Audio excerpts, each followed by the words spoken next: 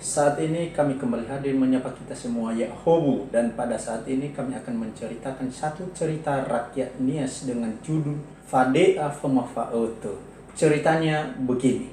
Ono nama darajo. Lau. Daruan ono nama darajo. Lau. Ono sia atenia fadea. Hah? Fadea. Fadea iba. Ono sahi sautu. Aha. Ah. Apa bahasa Furiai? Faut. Ifaki namanya faut. Ono sahi noma. Aha, lau. Bertai ke atua ye ba. Aha. Mane ke kaanya noma edre fadea e ka mitata sofu e bisa fitua nama da. Lau. Ija kewi. Imane ke da fadea noma. Hadian yoma yo ta sofe tua nama da hatwe mate nama da. Lau. Imane ke da kanya noma edre fadea noma edre. Yo beitu no ke kubo hoki. Lau. Siwa venai taya ona rupanua. Aha. Siwa venai tatu nardanu. Aha, goy. Mahori ila. Lau lagi. Ni Nisira sama lau. Wah ini akhirnya no te balang. Dami da kunama da, dami da usofu kunama da bisa fetua. Aha, lau. Mufano wa ini nakinya nomade. Ofeta ya no bano mo kunamanya imane nya amanya. Yohana to hari da gnu. Lah, aha. Tukin namanya. Ya mate be ba to hari da bakade. Mita usofu ku fetua mo da berme hatu mate da gnu. Imane ba hata ni sofu mono ku yo hatu ama. Yo balu salanya no ku. Au ha. Aha, lau. Danya namo fanu tauku. Lau. Beitur lala kabira.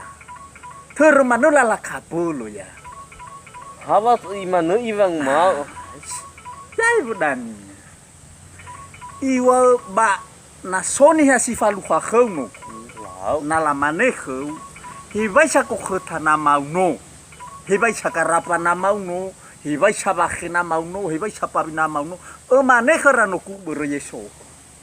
Maba ya maba belikonya babatuannya. Hawa imanu iba. Cakep budani. Yo ba faki noku. Lau. Na soji falu khau. Na iki to ya noku si fahu ku hoe. Aha. Aweku hoe. Aha. Lau. Bana lo iki to ya noku. Faki hoe e mali ho ibunu doku. Ah. Moi tano ba dunia. Lina manya no maya trifao. Temangabu lia furi. Lau. Mana kedrongannya fao te yo tutuku. Mufano ta. Lau. Itu Muda muda. ba malu setua te ni wona mata. Aha. Mufano waine ya ifano kunya drongannya ibelos kunya waine fakhi bapulu damo drongannya. Mufano. Balala dania. Hata kumi. Ah. Falu kunya ni hanoma ya. Lamane kunya haono trau. Yo no rajo trau. Oh.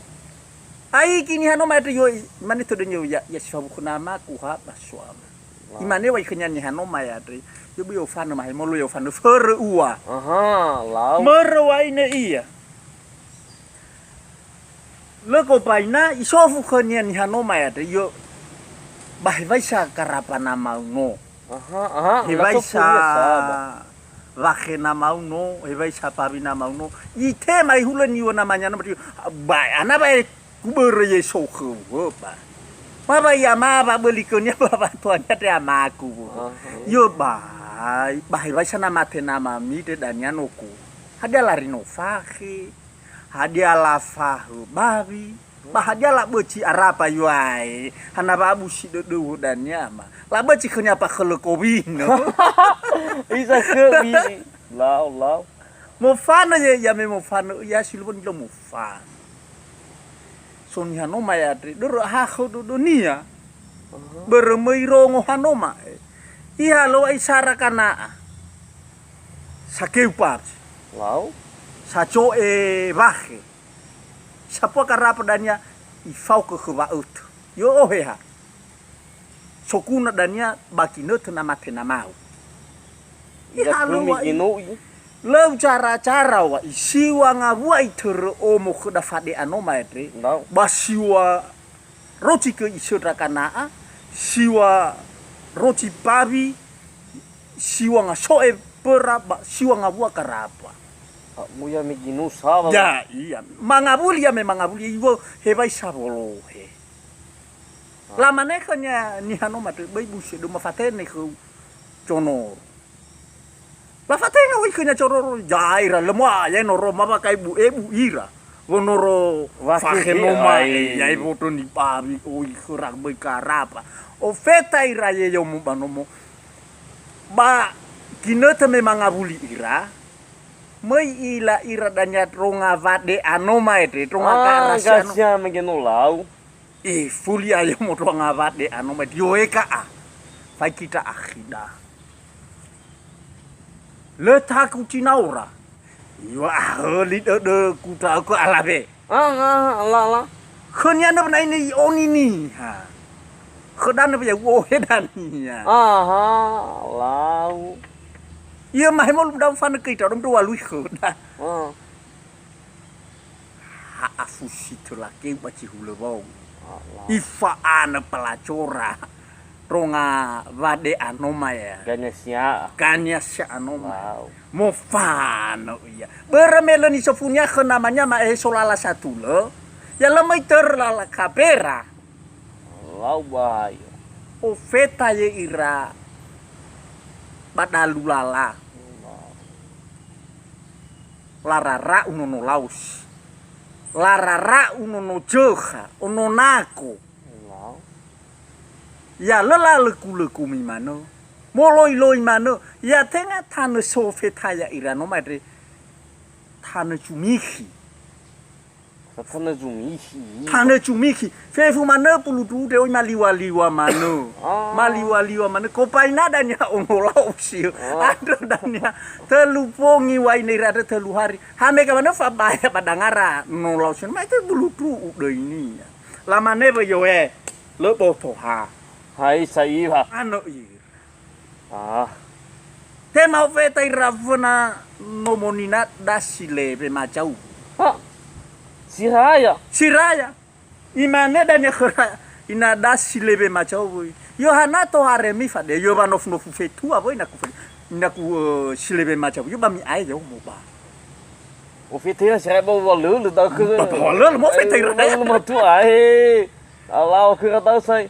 lah ya le siwa hari iradania le mana mangabuli ira abu de dania ba eteno madre ya kena yama haba le mangabuli ka aku alana le mula bunu ka aku de imane wa i amanya no madre eno kulau ai te tra ka amo ele koina auri ele koina mate ba sodra oi khodana susiwa nga eu Oh ya ai bak. ya iya bodania ko fuhete maina sude dania eko umano ira bana hete laruki dania asuade na dumanya banomo soyo modania trakamu nala hohomi to yo moho dania noku hewa inomate ira dania bahena auri baka terus soyo motraka amo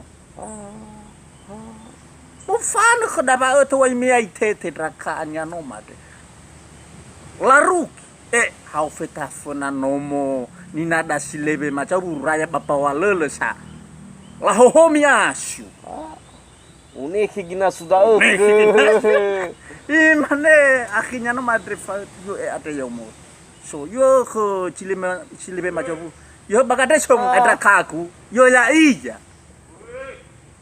ya nemo feta ya yo mo wai yo mo mate namada miangabuli yo hebai saba yo miangabuli imane dan ya khoda silebe macam no awe bale mana futu botra kamo tena le mungkin mo fano ira le si futu ya ira yo mo mate na makuya hebai sabo lawato yo ba simanevo da futu ke dania traka amad ya ira ba ato fatua ba ile mo fanemi so kan dania bulu purune dania ke nada de silebe macam le mo aito ni bebe batu fono puru tala be ya fangai te chu fo puru ta Ulu fagali raca Makai sai tu tu le ya. cai tu. Yo ba mi unu ke cita pai mi. Ha. Mi unu ke cita pai. Lo ba ya kai tu ko feta ha kora. Ha ja ke. Ma mi mo ta dai ma ya kai. O be na manga buli ira. O feta ira lo ana ma ya kai tu mi. Yo ma bi unu ke ka bai dan pala na da silive macau. Ah. Pesan moral artinya bani hasofa nafan si mangalui. Nalu tasofu lala sisuhi lala nitur fatu tonaru da belajar ita artinya sia-sia bufano da ada nalawa bakho da lu lah bisa kem da na bakho masih lawa heula me mufano Hela mangabuli. heula ke Mangabuli. ada nitur pade anoma Gak tahu itu Mami apa. itu tuh. Demikian cerita rakyat Nias ini, semoga bisa bermanfaat dan sampai ketemu di episode berikutnya.